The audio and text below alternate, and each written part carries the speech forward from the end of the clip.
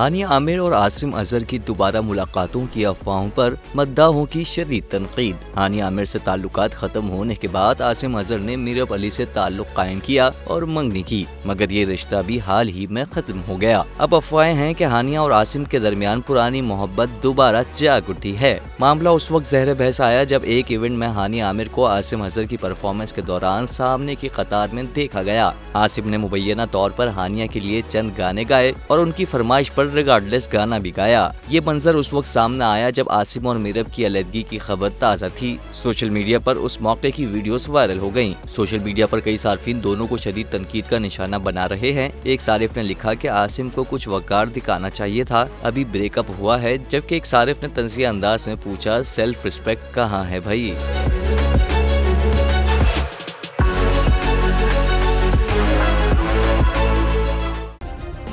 Subscribe करें और bell दबाएं ताकि कोई खबर रह न जाए।